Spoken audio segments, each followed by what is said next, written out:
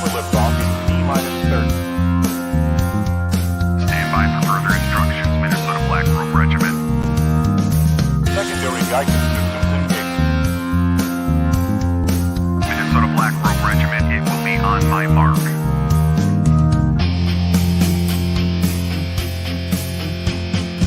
All systems are a go.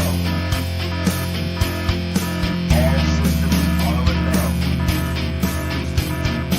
Minnesota Black Robe Regiment, you are over the target. You are authorized to fire at will.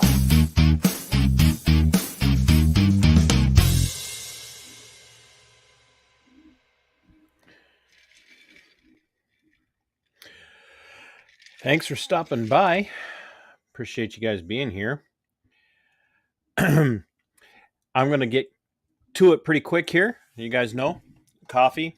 Make sure you're ordering coffee from me, TC Pearson at protonmail.com, TC Pearson at protonmail.com, or you can find me on Facebook under TC Pearson or on Twitter at Robe Regiment. If you want coffee, if you want merchandise, I'm telling you guys, these right here, if you happen to be the kind of person that likes to set a hot or cold beverage on your desk or on your coffee table, especially if the wife has a piece of furniture, these right here are worth the investment. As you guys can tell, I'm going to have Mark Bishofsky on tonight. He has been on one other time. We talked about his campaign. We talked about a little bit about his life, his career, what happened to him in his career, and why he chose to walk away from that career.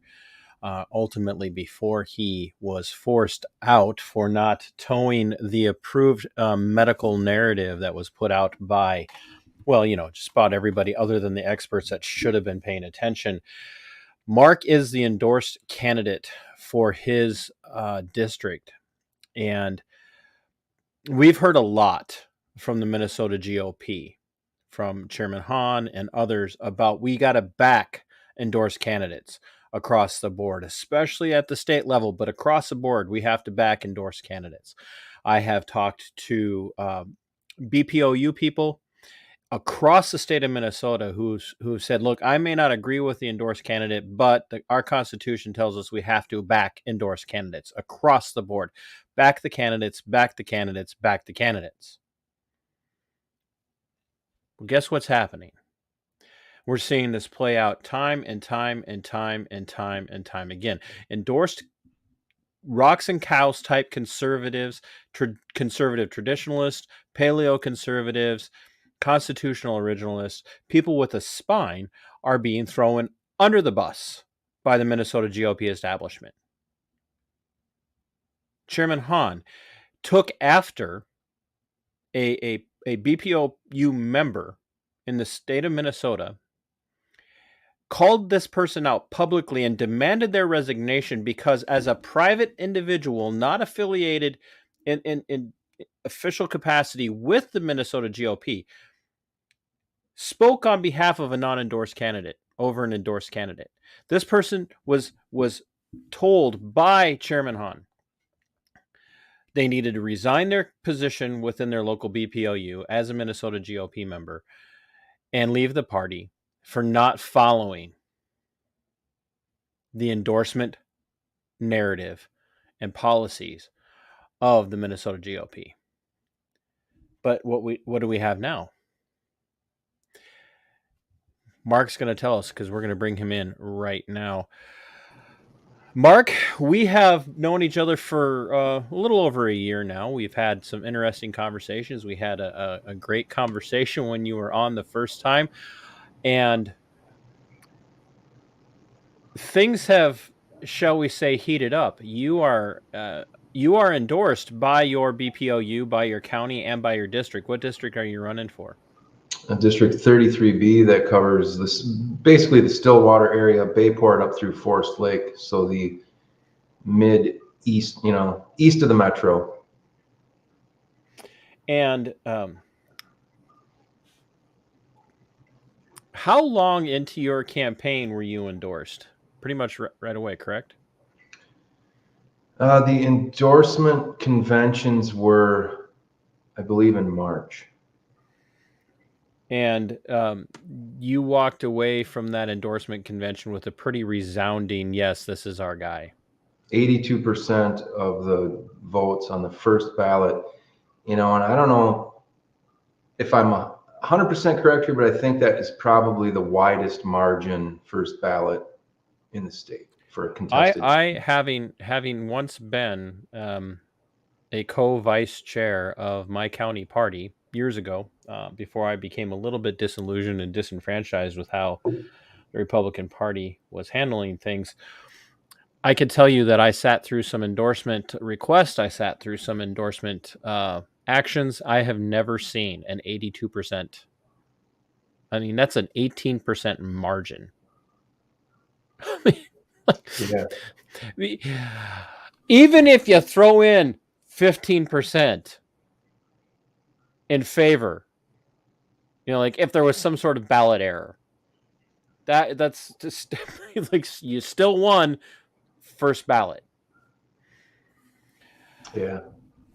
When you sat down for that endorsement convention and you walked out with an 82%, did that build some confidence in you that you had the backing of the people? You had a mandate, if you will.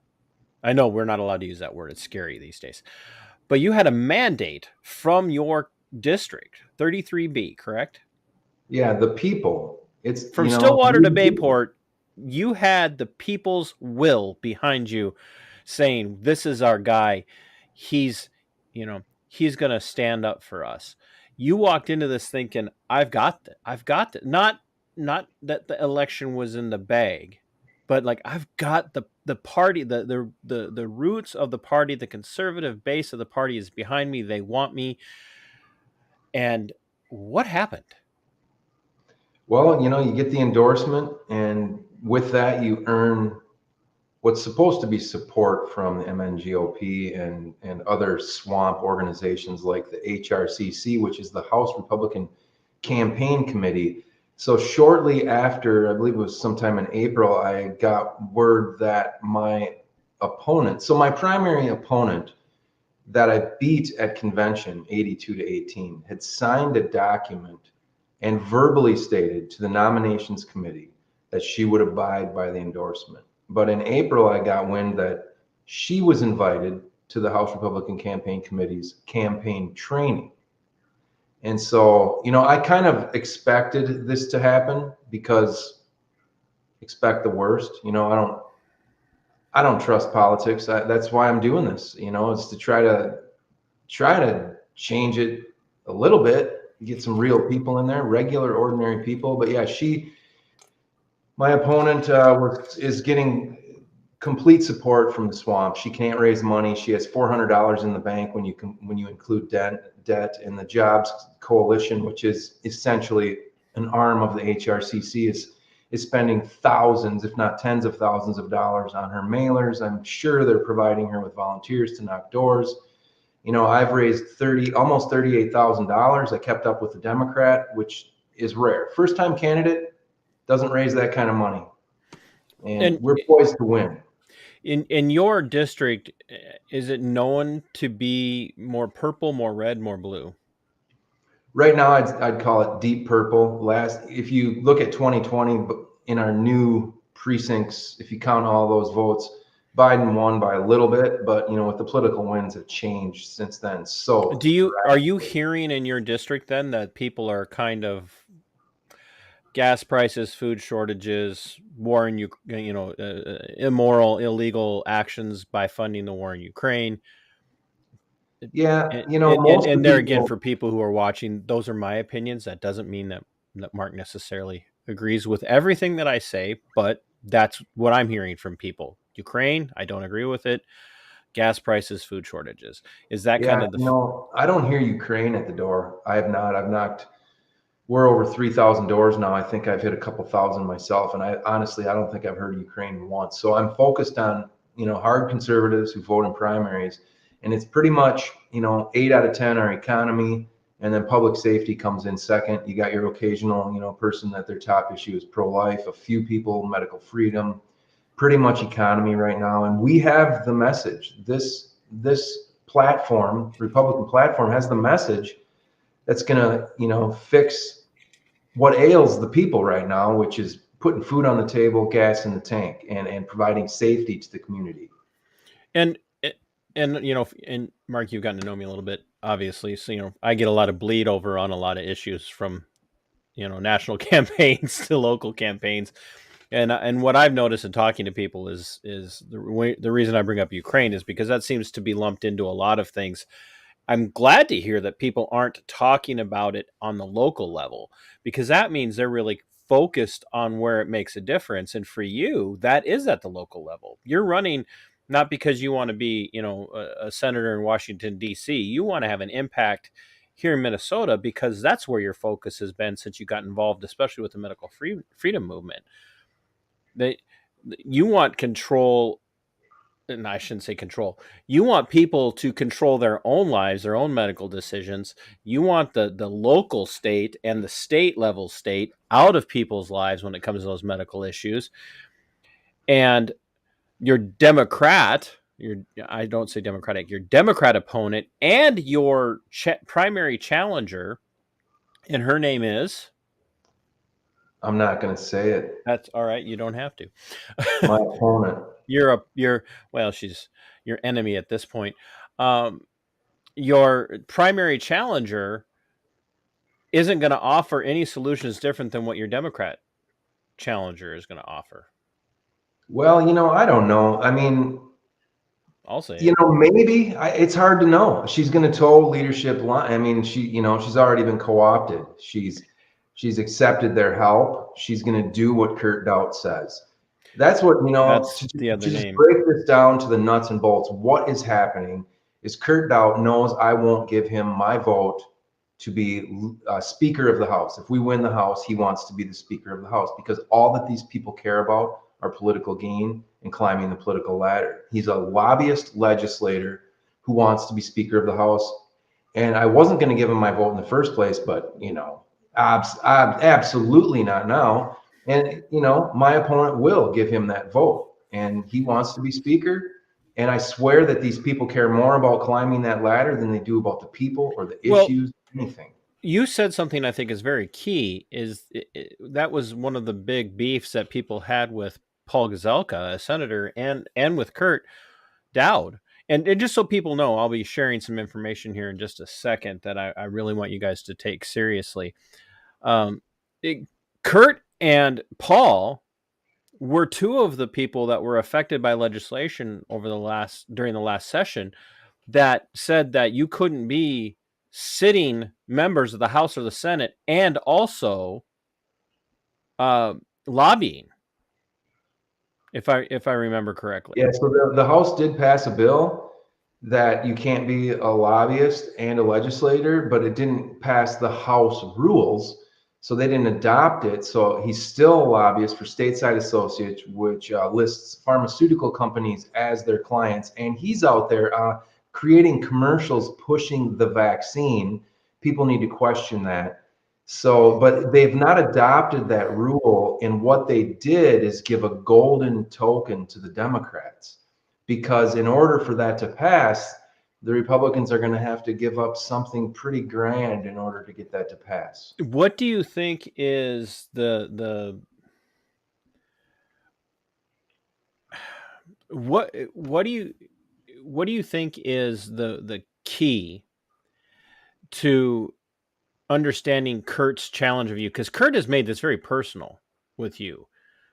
Kurt has come after you by endorsing your opponent in the primary. And if I'm understanding correctly, because I've heard from others that he's out door knocking and appearing with not just your opponent in the primary, but opponents of other people. And one of those being the person who's challenging Eric Mortensen as well. That could be. I don't know. I haven't heard, and there again, this is what I'm hearing. Whether or not it's true, I don't know. I can't say that. But he's definitely backing your opponent, vociferously backing your opponent. 100%. There's no question. He can't. And he's backing a sitting member of the House, not the sitting member, backing the opponent of a sitting member of the House of Representatives in Eric Mortensen, which flies in the face of a couple of things. One, almost all the BPOU rules and almost all of the BPOU and county constitutions of the Minnesota GOP say you can't do that. Yeah. And we have, so it's really ironic. We got to get to this, is that breaking the rules of the BPOUs and such. So Karin Housley is our senator in this district. She's the senator that introduced, I think she co-sponsored a bill for digital driver's license. She almost lost endorsement at our convention. And if I would have went up on stage and endorsed her opponent, he would have been endorsed. I'm sure of it. I mean, they could probably argue that all day long, but Karin asked me to file a campaign committee. She asked me to run in late November. She knew me. She knew me as a compassionate healthcare worker, a freedom fighter. She asked me to run. And now she just endorsed my opponent yesterday, sent out an email, and she is being, I think it's against the rules of our BPOU, and my BPOU is backing me 100%. The committee is furious. She is getting bombarded with emails and phone calls for doing this. And I have to ask myself, I don't understand. And I'm being told that this is the most, fiercely they've fought a candidate, the HRCC, the MNGOP. I don't know what they're afraid of in me. I do not know. I'm a God-fearing dad who just wants liberty. Well, I've been saying this for some time, and you've seen some of my content, obviously, besides having been on the show. But I believe that part of the problem is that you're not willing, like you said, you're not going to just bow the knee to Kurt and vote for him to be Speaker of the House. He feels entitled to that position. It's like it's his by right, because he's tacitly the leader. He's the minority leader right now. He's the minority leader, but he's the leader of the Minnesota GOP statewide for campaigning, really. When it comes down to it, the state central committee, the state governance, the state chair has no authority over Kurt, none. So Kurt can do whatever the hell he wants to do, and Chairman Hahn he can say things and he can have expectations, but he can't do anything. But the thing is Hahn's been silent, as far as I know, about what Kurt Daudt is doing to you and what Kurt Daudt is doing to others. But at the same time, going after small little BPOUs, look at, I think is it Kittson County? Kittson? Well, they attacked Wardlow too for not, honoring the endorsement. Just attacked him, whereas they're supporting, directly and indirectly my opponent. It's Well, yeah, absolutely, and there's no way that I believe that HRCC money isn't influenced directly by the Minnesota GOP, as a party. That now you've got HRCC backing your opponent, and now a sitting senator backing your opponent after she pled with you, and I'm using language that's probably an over exaggeration, but basically pled with you to run because you were going to do the right thing. So there's no way to look at this other than to say these people are ethically and morally corrupted. There's no way to look at it like this. There isn't. It's disheartening. This is, the swamp is deep and toxic in Minnesota too. It's not just on a federal level. It's a big club. It's a private club, and they want their hand-picked members. And they'll do anything they can to keep you out. And they're doing that not because they're interested in representing the conservative base, the rocks and cows base, like I said at the beginning, the paleo conservatives, the constitutional originalists, maybe the more Mises-minded types within the party. They're literally doing this because the only thing that they're interested in is playing nice with the DFL. That's it. They want to play nice with the DFL because they want to be able to get things. They want to get things done. And I'm saying to myself, we need a whole new crop of people like you to go in there. And if that means stalemate, if that means nobody accomplishes anything because nobody can agree, that's better for we the people. It is. Unfortunately, there's been so much compromise. These people, I don't know if your viewers know, but omnibus bills are unconstitutional in the state of Minnesota. But Article they 4, happen Section they happen 17, every session. all bills shall be single subject. They use these things so they can hide behind the junk. You know, they can pick one thing out of it, of this 1,000-page bill. I voted on it because of this, but then, you know, ignore the 90% of the just poor crap in these bills. I said that on Monday night when I had the folks from Otter Tail County on. They vote for those bills by, like you just said, they say, I had to vote for this because this one really good thing is in it, and so we had to swallow the poison pill of all the bad stuff to get this good thing. And it always ends up hurting the constitutional conservative base and the conservative libertarian base within the party. It hurts them because we're left in a position where we don't feel like we have anybody else to vote for, because we hear all the time, I can't back a candidate that's not going to win. Right. I have to vote for the person who's going to win. Well, when you've got guys like Kurt Daudt hand picking opponents in primaries, that tells you everything you need to know. So even if you vote for someone who's going to win, if that's a Kurt Daudt hand-picked candidate, that person you can almost guarantee is going to play compromise with the left.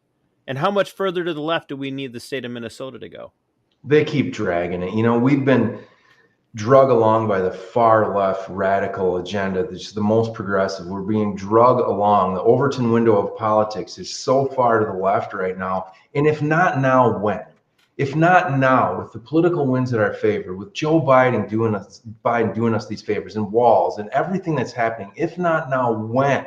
When in this state will we select candidates that will actually honor and fight for conservative values? If not now, when? Now is the time to take that leap and choose people that aren't moderate, that are just going to keep going down this road to hell that we're going to. So some of you, I'm sure, have noticed, if you're just listening, please just take a minute to look at the screen. I have Karin Housley's email up it's Karin Housley for Senate. And then we have Kurt Dowd's House email up as well. It's rep.kurt.dowd@house.mn. I want all of you to email Karin and call her out. Mark is willing to be called out too. If Karin wants to say, that Kurt, I'd love if Karin said that Kurt was lying. That would be great. If Karin wants to say that Mark is lying and that she never approached him, I will give her a platform. I say this all the time. If you've watched more than 2 of my shows about Minnesota politics, I will give Karin and Kurt a platform to come on here together and set the record straight for all of this. I'm telling you right now, Karin, I've met you at rallies. We have talked. You don't remember me because I'm not a bigwig. I'm not a big mover and shaker in Minnesota politics yet. Kurt, we've met in passing. I will give you both the opportunity to come on the show together and defend this and show me where Mark has lied to me and my audience. Come on and prove to me where Mark has lied to me in the audience, and I will make that happen before the primary, because if I find out Mark lied to me, Mark knows this, don't you? I will call you out for it. Absolutely. Yeah, I will do that. Speaking of lies, the lies are so deep right now. So everyone who knows me as the anti-mandate guy. I mean, the organization I founded is Stop the Mandate Minnesota. I pulled my kids out of the schools. I went to school board meetings. I fought and fought and fought. I brought Del Bigtree. I helped bring Del to the state for big rallies. I held the march. I brought helped to bring Dr. Peter McCullough here for a big event. I am basically, for better or worse, maybe the face of the medical freedom movement for Minnesota. And their latest. I would just like to say we would prefer to have your wife as the face. Yes, myself too. But the latest mailers being sent out on behalf of my opponent from the swamp are saying I'm a liberal who is for vaccine mandates. This is how badly they will lie. Seriously? You have one of these? I don't. I have a picture of it, but yeah, it's the truth. I'll I email you. believe that you're saying this. What I want to know is how are they justifying that? Well, here's the story on that. So in 2020, I voted as many Republicans did. And if you go to my Facebook feed, you can see a video on this that I did the other day. It's all posted there. But in fact, a former chair of CD4, a lot of these activists voted in the 2020 Democrat primary because Donald Trump had a 100% chance the nomination was locked up. So you vote. It's called Operation Chaos. It's a play out of Rush Limbaugh's playbook called Operation Chaos. You throw the numbers. So I did that. And what they're saying is since I did that, I agreed with the platform of the Democrat platform. But let me tell you this. The Democrat platform in 2020 simply stated that you're for better schools, you're for a better immigration policy, you're for improving our democracy. Who doesn't agree with that? So the fact of the matter is they know I'm a conservative. They know what I've sacrificed. I've sacrificed $70,000 in salary. I gave up my career. I founded an organization to fight. I pulled my kids out of public schools. I spoke at school board meetings. I've done as much as anyone has done to fight for our conservative values. And they know I'm a conservative. In fact, out of one side of their mouth, they're saying I'm too conservative to win. And out of the other side, they're saying I'm a Democrat who wants vaccine mandates. They don't know what to do. And there again, this is exactly why Karin and Kurt, if you want to come on here before the primary, I will make time. And I have been limiting my live streams because I work a full-time job and it's exhausting to do this, quite frankly, ladies and gentlemen. I am actually an introvert. So this takes a lot of, nobody believes me when I say that, but you talk to people so easy. I'm like, it's exhausting. You have no idea. I just want to go home and be left the hell alone. But I will bring you guys on to give us the reasoning why, not to vote for his opponent, but why you're saying these things, why you're supporting somebody in violation of BPOU rules, BPOU constitutional understanding, and the position of the Minnesota GOP as a whole, which is we have to back all endorsed candidates. We cannot speak against any endorsed candidate. You're literally lying about him. Come on my show and defend your position. Because I'll tell you what, win or lose, we've already talked about this, Mark can nod. Win or lose, going forward, my goal is going to be to destroy the career of every Minnesota rhino who has stood against people like Mark and others who have earned their endorsement from their local conventions, from their local counties, from their local districts, and you guys have stood in the way to put your handpicked people in. I will do everything I can in my power to destroy the careers of those people because it's time for you to go. It is time. This is a cultural war. This is a socio-cultural, socio-philosophical war, and we do not have room anymore for the old Reagan-esque idea of thou shalt not speak bad of fellow conservatives or fellow Republicans, especially when you're lying about endorsed candidates. Yeah, or sitting incumbents. Republican endorsed by the grassroots. They are subverting the will and the voice and turning away the base. They don't care. It's seemingly they don't care if they grow the base of their party. They don't care if they're broke. They don't care if they win statewide races. They just want to keep their little club intact. It's sad to say, but is that the case? I'm beginning to believe it is. In Minecraft, I am willing to burn this down. And if you guys don't get the Minecraft reference, you need to have some children. That's what. But I am philosophically prepared to burn it down. I am telling people right now that if the Minnesota GOP doesn't get Mises-minded very soon, and if you don't know who Mises is, and if you don't know what the Mises Caucus of the Libertarian Party is, you're going to find out real damn fast. Because I will do everything in my power after this primary, after this next election, because it's a little too late right now to do much, but after this next election, I will pull every single constitutional conservative that I can into a GOP Mises or to the Mises side of the Libertarian Party if you want to play games. We are sitting on the cusp of something happening in this country right now. Not because the DFL or not because the Democrats, not because the left is moving too far to the left too fast, but because the GOP in this country is throwing up their hands in capitulation to the left, saying, we want to go with you. What do we need to do? And they're leaving behind the conservative, libertarian-minded people. And right now, if things play out with the Libertarian Party the way they're looking, if people aren't paying attention, they're going to get a lot of conservative, constitutionally minded Republican voters in the next presidential election because we're done. Yeah, This it's is it too right bad. now. This right here. People like Mark, people like Eric Mortensen, and others around the state who I know and count as friends are fighting hard to save this party and keep it what it is meant to be in the state of Minnesota. And we've got guys like Kurt Daudt and people like Karin Housley who have sold their souls to the left to stay in power. They have. It's so unfortunate. I know in this district, our senator, who's on the screen there, is going to lose a lot of votes. I mean, people are very disappointed, and they're going to walk away from this party. Like you hit it right on the head. I mean, the Republican Party is going to die, and we need another party. And the Republicans are just going to have to lose in a few cycles and learn their lesson that they're just not going to be around any longer if they're going to play these kind of games.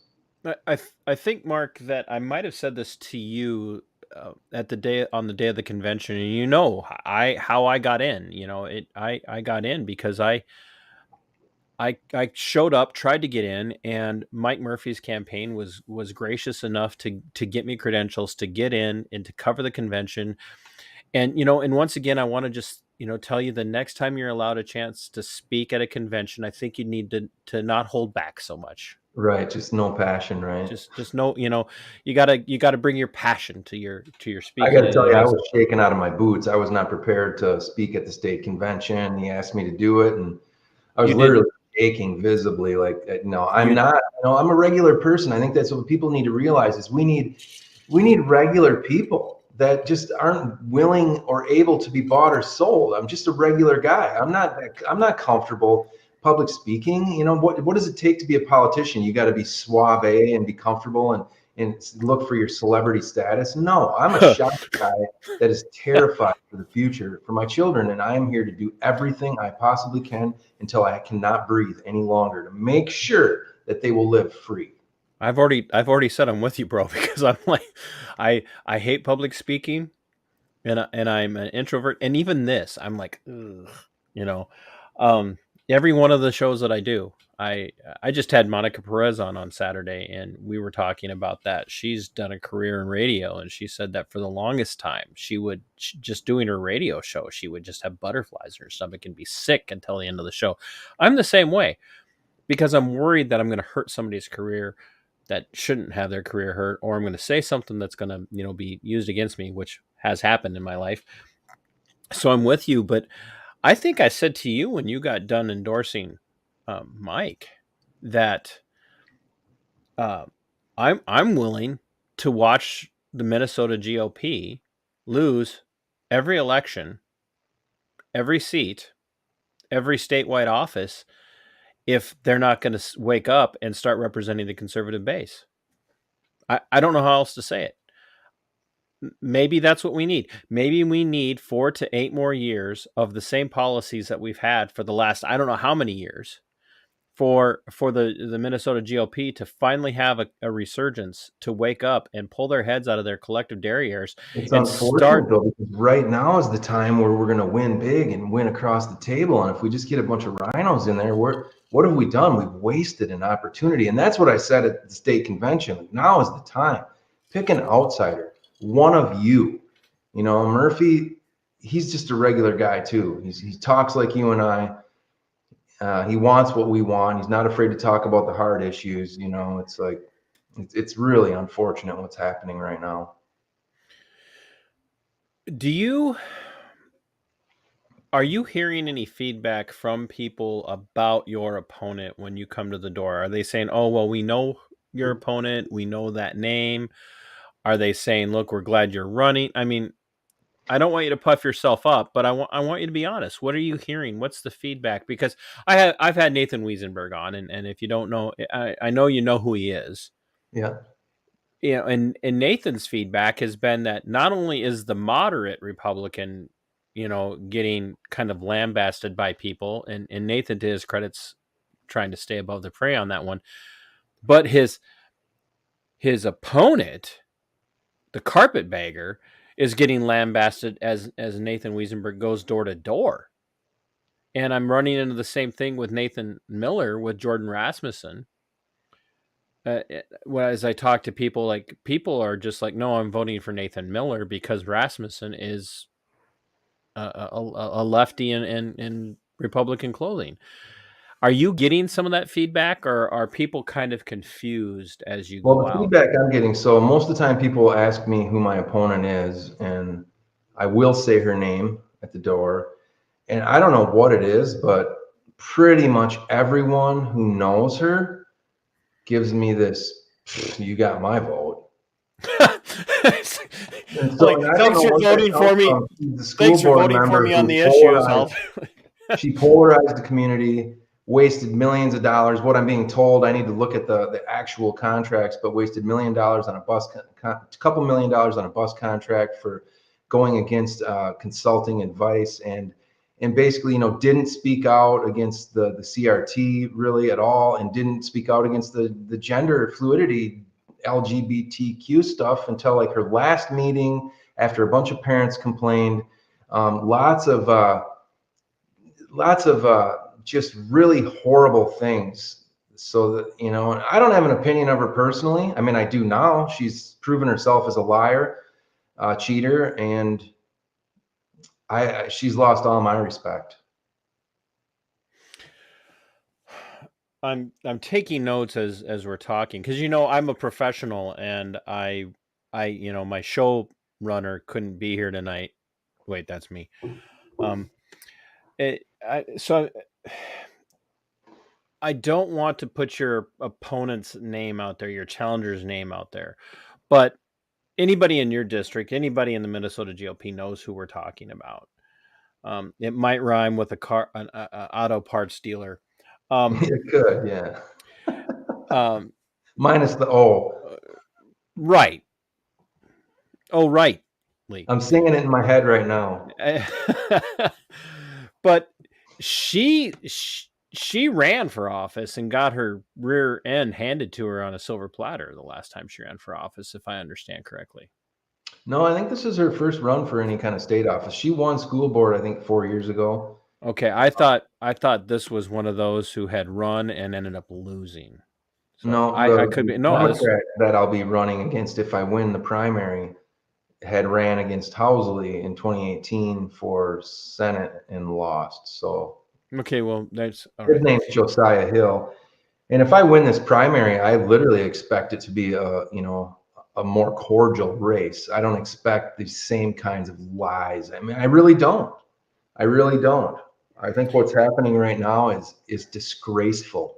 They should be embarrassed and ashamed of what they're doing, but they're not. Politicians are, a different breed of people. I think most politicians are made up of narcissists who don't really, know how to have feelings for others. I would go one further and say the vast majority of people who get elected and hold office for a long time are actually sociopaths. Yeah. Yeah, so you were waiting. You were. Well, I had someone, and I'm just going to go ahead and say this because I'm not a politician. I'm not going to change who I am. I've had a couple people tell me they think that Mr. Daudt's a sociopath. I don't know. I'll tell you what, I've talked to probably, 100 people. And I've only we are not diagnosing anyone, ladies and gentlemen, because we cannot diagnose. We are not clinicians. I'm not saying he is, but I've had a lot of people. I've talked to a lot of people, and I think 2 people said borderline positive things about him. One was Josh Heintzman, who's you know, one of his friends. But otherwise, people across the board, many legislators, just watch out, man. He will manipulate you. You have to. He's you know. That He will is do literally anything. the definition of a psychopathic narcissist. It's like when people are coming up and going, just so you know, you're going to get used. You're going to get used, and there will be no remorse on the part of the person using you. You know. But honestly, there's a certain amount of psychopathy in a successful politician who desires that power, and for them to be. I mean, we can look around and see that we, Obama and Biden and Harris, but everybody loves Trump. There's a certain amount of psychopathy in him as well. We have to understand this, which is why instead of electing politicians, we should be electing statesmen and Servant. public servants. And this is the thing we have to do. I have emphasized this for over 2 years. Public servants and statesmen. I've had Walter Hudson on twice, and I know you know Walt, or at least know of him. And that's one of the things when I found out that he was endorsed and running, I said, "Here's a guy who's going to be a statesman." And he's like, "Well, let's wait to see how I do," which is precisely the response that you want from a person is, let's see how I do before you label me a statesman. And that's been the thing I've been impressed with you, is that you're like, I'm not perfect. I'm just a guy. Let me ask you this, and I think we kind of touched on this our first time sitting down. Going forward, when you win, will you give everyone your vow that you will stay true to your oath to the Constitution and that you will not support any law or any statute, any bill that violates Minnesota constitutional law or Minnesota state statutes as they currently exist? And will you work to undo those statutes that give so much power to the executive branch that they can just run roughshod over the House and the Senate? Absolutely. I will. My hand to God, I've made pledges already. I've signed pledges. I will not vote for anything that will take away liberty. I will not vote for anything that will grow government. I will not vote for anything that will increase taxes. Period. Will you vote for an omnibus bill? Absolutely not. Not a one of them. I don't care what is good in there. I will not. It's unconstitutional. Will you demand an in-person vote on every bill? Yes, and I want to do roll call votes, get these people on the record where they stand. I would like to have a roll call vote on term limits. We need term limits. Get these career politicians out of here.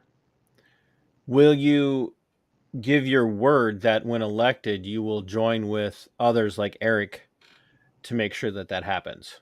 100%. In as much as you have the ability to do that. 100%. Ladies and gentlemen, you've heard that here. Mark's got a few more minutes. He can't stay much longer. We squeezed this in tonight because of the importance of it.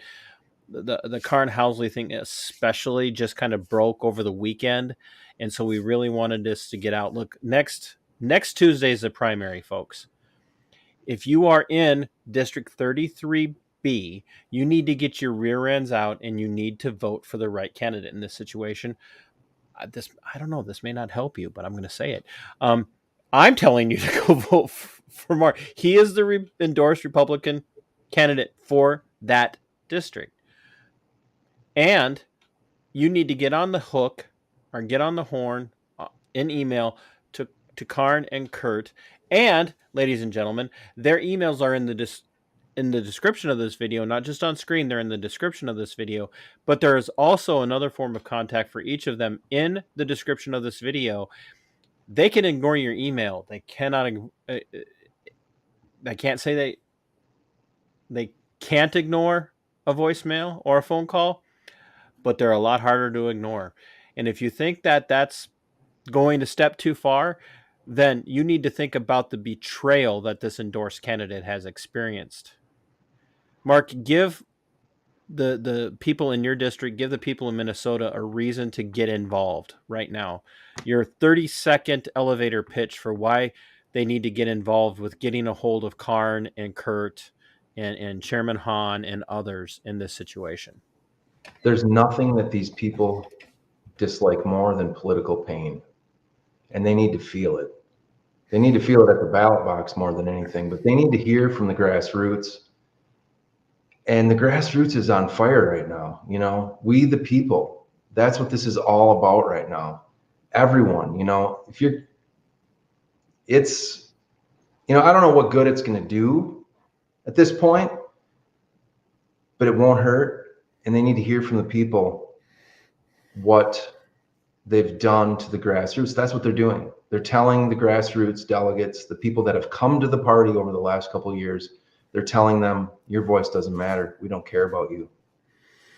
It's a slap in everybody's face in this patriot movement. If people want to support you going forward, as far as, like donating to your campaign and whatnot, where can they do that? So yeah, I could use, if you got $5, $10, $50. In fact, in Minnesota, if you haven't donated to a candidate, you can get a $50 refund. I could use a few more bucks moving towards the 9th here to get some digital ads out, maybe one more mailer. It's at markformnhouse.com, markformnhouse.com. Where I stand on the issues is there. It's very easy to donate, and I could use a few dollars. I know it's freedom isn't free, and I hate asking for money. It's been the hardest part of campaigning, but if we're going to preserve this republic, you got to do something. You either got to volunteer for Liberty candidates, you got to give them money, you got to get out there. You got to get off the couch. Share this video. Yeah. And I don't think you should feel bad for asking, because quite frankly, a lot of candidates ask when they've got their own money to support their campaigns, and they choose not to. And I ask now these days. I try to offer product, merchandise to get people to support the show and to go to Subscribestar and support me there. But this kind of stuff takes time and money, and we'll do it. Do you have any media ads or any digital ads that you have running now? Because if you do, it's all mailers right now. All mailers.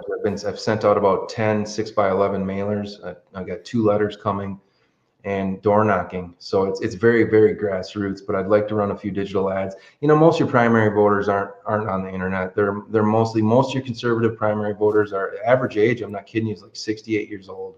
They don't really have emails that they respond to. They're not on the internet. So but it wouldn't hurt, because there are some younger people. I would like to run one more mailer too, explaining what's happening here. Well, thanks for saying that they're 68 or older, because I am not that old, and I hate emails. So, Mark, you keep me updated on how you're doing. If you end up with a digital ad, a 30, 40-second spot, if you end up with a digital ad and you get one and you're able to get that done, send it my way. I'll put it up on my Facebook. I'll put it up on my Twitter, and I'll even put it up as a short on my YouTube channel, because I really think it's this important. That's why I wanted to have you on. This is why I've had so many of the other people on that I've had on. I know you got phone calls and stuff to make, so get out of here. I'll do a close, and let me know if there's anything I can do going forward. And if you get any more breaking news between now and next week, let me know, and we'll get you back on for a quick spot. All right. Thank you so much for the time tonight, TC. I really appreciate what you do. Have a great night. God bless. God bless, brother. My offer to Karin and Kurt, even to Chairman Hahn of the Minnesota GOP statewide party, is valid. If you guys can somehow prove to me how what you're doing is not unethical, and prove to me that you're not spreading lies and misinformation about candidates like Mark and candidates like Eric Mortensen, that what you're doing is truly in the best interest of the people of Minnesota, the conservative base of the people of Minnesota, if you could prove that, or you want to come on and try and prove that, I will make time for you anytime this week at all. Kurt, especially, I want you to see this and hear this. Come on my platform and talk to me, because your opponent in the primary is coming on Saturday.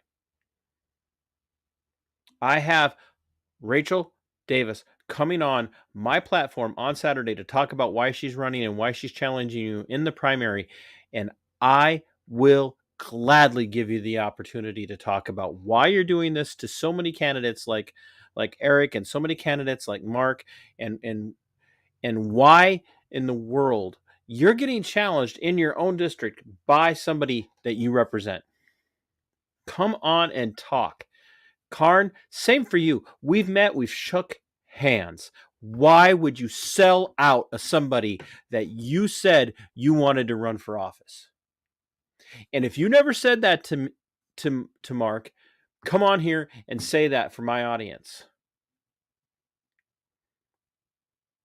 It is time for the Minnesota GOP to wake up and start representing people like me, people like Mark, and people like all of the other rocks and cows conservative base in this state.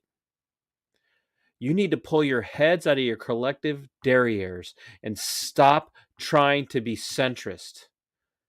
Nobody in the state wants a leftist or a mushy, penny-waste, milquetoast centrist. We don't want that anymore. That is not what we're after. We're sick and tired of it. It has gotten us nowhere. It has led to a devastated economy here in the state of Minnesota. And not one of you is calling out the governor. You'll say things, but you're not doing anything. You're backing people who are going to play ball with Tim Walz. You're backing people who are going to play ball with the DFL, with people like John Thompson.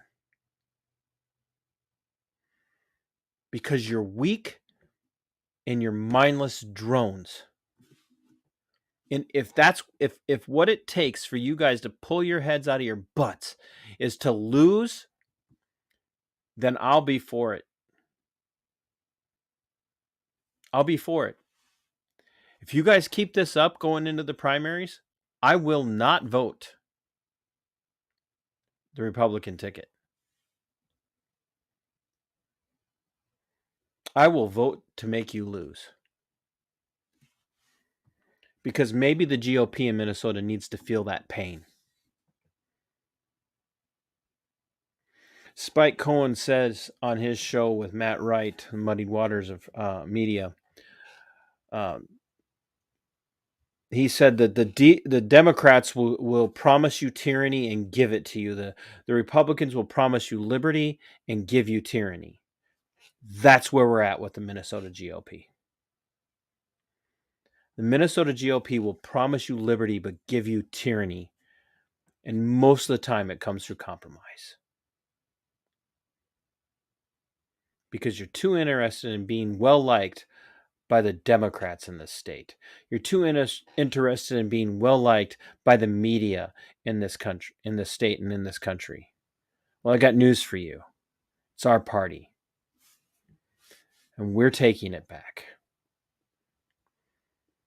My conservative friends, until next time, fight for your liberty, fight for your freedoms, fight for your pursuit of happiness, and sic semper tyrannis. We're coming for you, Kurt Daudt. We are go for liftoff in T-minus 30. Stand by for further instructions, Minnesota Black Robe Regiment. Secondary guidance systems engaged. Minnesota Black Robe Regiment, it will be on my mark.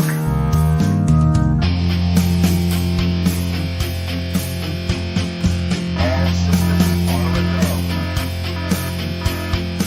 All systems are a go. Minnesota Black Robe Regiment, you are over the target.